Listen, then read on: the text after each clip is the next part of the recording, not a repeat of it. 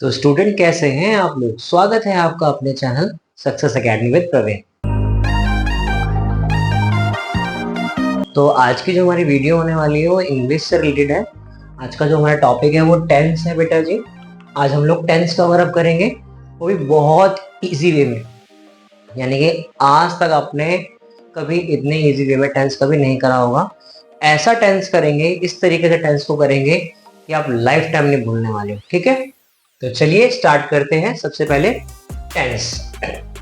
Tense को हिंदी में काल बोलते हैं। और अगर हम टेंस की बात करें तो टेंस जो होते हैं वो तीन टाइप के होते हैं, प्रेजेंट, पास्ट एंड फ्यूचर, है ना। Present, past and future. Present के भी चार, कौन कौन से? Present indefinite, present continuous, present perfect and present perfect continuous. ऐसे ही इसके भी चार हैं, indefinite, continuous, perfect, perfect continuous. ठीक है बेटा जी, ये तो चारों ये तीनों में ही आएंगे चारों चीजें। तो अभी हम स्टार्ट करते हैं सबसे पहले प्रेजेंट इंडेफिनाइट टेंस को। प्रेजेंट इंडेफिनाइट टेंस को अगर हम बात करें, प्रेजेंट इंडेफिनाइट टेंस की बात करें तो जो इसका रूल होता है, सबसे पहले आता है सब्जेक्ट, वर्ब की फर्स्ट फॉर्म, साथ में एस या ईएस, फिर ऑब्जेक्ट। एस या ईएस कब लगाना है आपको? जब नाउन कैसी होगी? सिंगुलर होगी। ध्यान रखना, जब सिंगुलर नाउन होगी, लाइक ही आ जाए, शी आ जाए, इट आ जाए, या किसी एक बंदे का नाम आ जाए, तब वहां पे लगाएंगे हम एस या ईएस। जब नाउन प्लूरल होगी, यानी कि नाउन प्लूरल होगी, प्लूरल में कौन कौन से? प्लूरल नाउन में आपके कौन कौन से आ जाएंगे? यू, वी, दे, या दो से ज्यादा लोगों के नाम आ जाए, दो या दो से ज्यादा लोगों के नाम आ जाए, तो ऐसे में इसको बोलते हैं प्लूरल नाउन। तो ऐसे में वर्ब के साथ एस या ईएस नहीं लगाना है। ठीक है, चलिए फिर हम आते हैं अपने कंटिन्यूअस के बारे में बात करते हैं। जो कंटिन्यूअस टेंस होता है ना बेटा जी, कंटिन्यूअस टेंस को पढ़ने से पहले मैं आपको बता दूं, इसमें ना तीन चीज का यूज होता है, इज, एम, आर।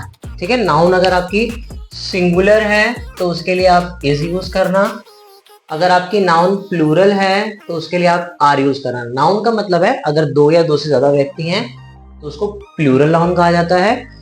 अगर एक ही पर्सन हो तो उसको क्या बोला जाता है? Singular noun. और एम तो हमेशा किसके साथ लगता है?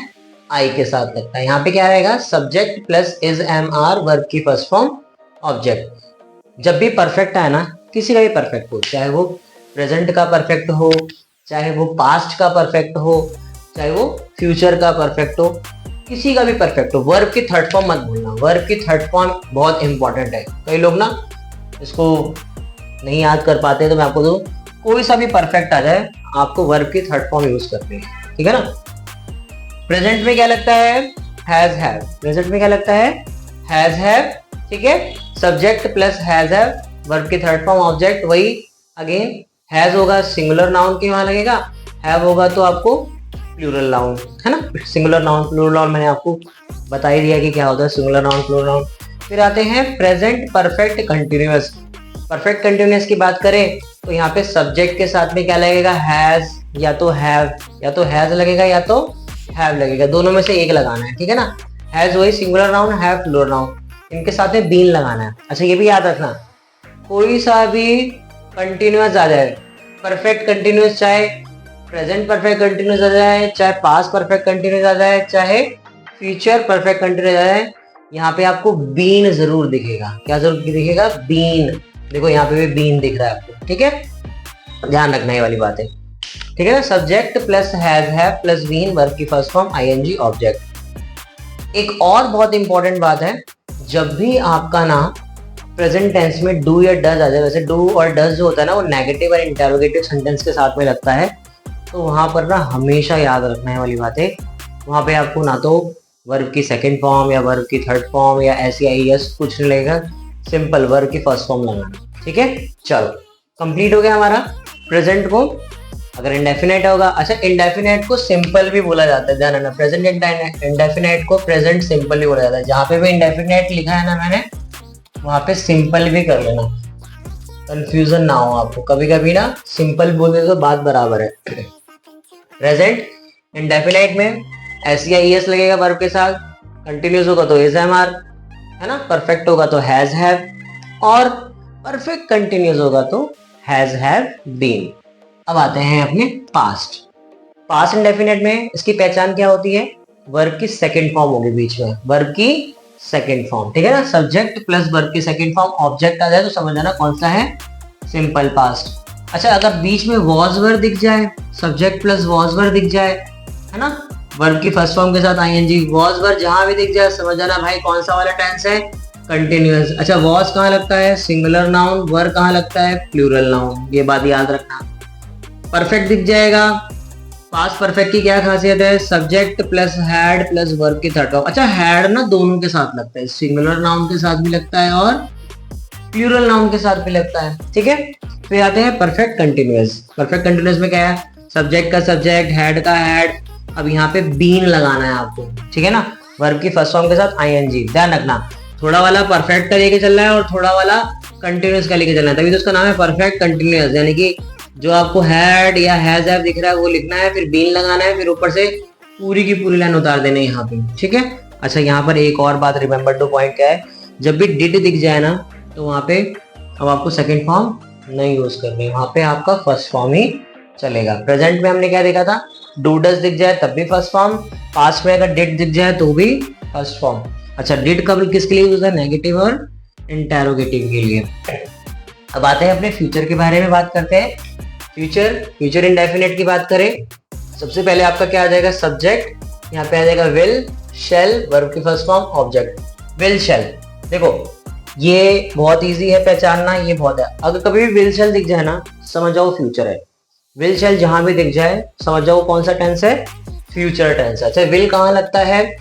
विल आई जो होता है, सॉरी शेल जो होता है आई और वी के साथ यूज होता है, बाकी सबके साथ विल यूज होता है। ध्यान रखना, ये बात याद रखना, जहां पर शेल होगा वहां आई और वी होगा, या जहां पे आई और वी होगा वहां शेल होगा, ठीक है ना। बाकी सबके साथ यू हो गया, सिंगुलर नाउन हो गया, ही शी इट हो गया, सबके साथ क्या लगाना है? विल लगाना है। अच्छा, कंटिन्यूअस की बात करें तो सब्जेक्ट विल शेल बी। ध्यान रखना यहाँ पे सब्जेक्ट के साथ विल या शेल, या तो विल आएगा या तो शेल आएगा, ठीक है, डिपेंड करता है नाउन कैसा है।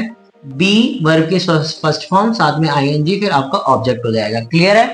परफेक्ट, कोई सा ही परफेक्ट पढ़ लो, वर्ब की थर्ड फॉर्म तो आनी है, ठीक है ना। सब्जेक्ट विल शेल हैव, ध्यान रखना, यहाँ पे याद रखना विल शेल के साथ क्या लगाना है? हैव लगाना है। फिर वर्ब की थर्ड फॉर्म, फिर आपका क्या हो जाएगा?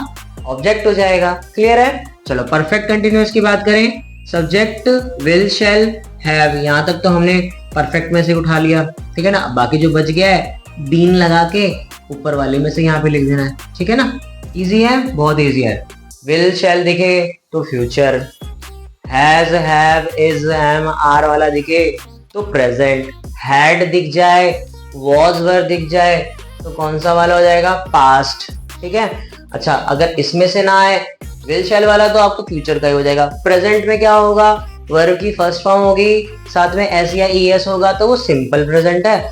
अगर आपको लग रहा है कि वर्ब की सेकंड फॉर्म है तो समझ जाना भाई वो क्या है? सिंपल पास्ट है। बहुत इजी वे में मैंने आपको टेंसेस करा दिए, समझा दिए, टेंस वाला टॉपिक कवर अप करा दिया है। इसके बाद मैं आपको एक्टिव एंड पैसिव वॉइस कराऊंगा एंड उसके बाद हम डायरेक्ट इनडायरेक्ट कर लेंगे, और इसी तरीके से इंग्लिश के हम और भी बहुत सारे टॉपिक्स को कवर अप कर लेंगे, ठीक है। अगर आपको स्क्रीनशॉट लेना है तो आप लोग ले सकते हो, ठीक है। मैं थोड़ा साइड हो जाता हूँ। अगर आपको वीडियो अच्छी लगी हो तो वीडियो को लाइक एंड शेयर जरूर करें, इस तरीके से प्यार देते रहिए। Okay, bye.